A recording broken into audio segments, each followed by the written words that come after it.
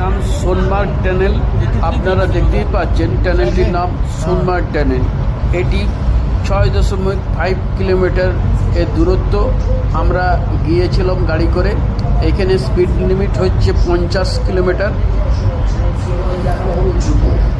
আপনারা ভিডিওটি দেখুন। এই টানেলটি ভারত সরকার বানিয়েছে, খুব সুন্দর বানিয়েছে। আমরা যাচ্ছি, আপনারা সুন্দর। যে পথ চলতে সময় লাগতো 1 ঘন্টা, এই টানেলটি করার জন্য সময় লাগছে 15 মিনিট।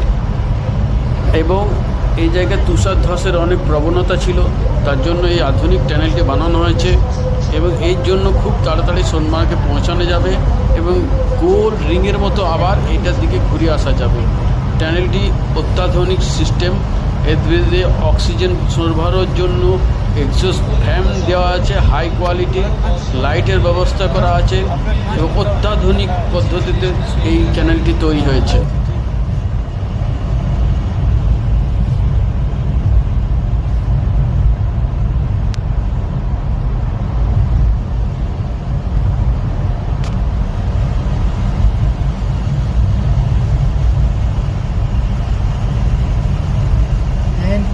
किलोमीटर खत्म हो गई।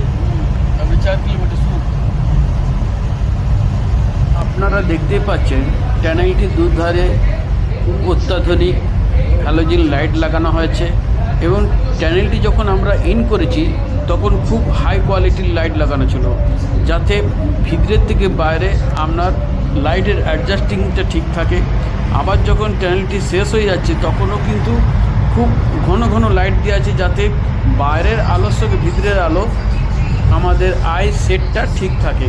এটা অত্যাধুনিক বৈজ্ঞানিক পদ্ধতিতে বানানো হয়েছে এবং করা আছে, যাতে বাইরের যে সূর্যের আলো আর ভিতরের যে আলো সেটা কিন্তু আমাদের চোখে অ্যাডজাস্ট করার মতো। তাতে কি হবে, তাহলে আমরা বাইরে বেরোবার সঙ্গে সঙ্গে আমাদের চোখটা অ্যাডজাস্ট হয়ে যাবে। তোমরা সুন্দরভাবে দেখতেও পাবে, বুঝতেও পারবে যে কেন বলছি। দেখো এবারে আমাদের লাইট, আমরা বেরিয়ে যাব। দেখো এখানে অত্যাধুনিক লাইট দেওয়া আছে এবং খুব ঘন লাইট দেওয়া আছে, যাতে বাইরে আর ভিতরে আমাদের লাইট আইসেটটা ঠিক হয়ে যায়।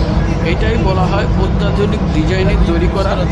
দেখো এবারে লাইটের সঙ্গে আমাদের খাপ খেয়ে গেল, কি সুন্দর দৃশ্য। দেখো এই চ্যানেলটি শেষ হয়ে গেল এখনই।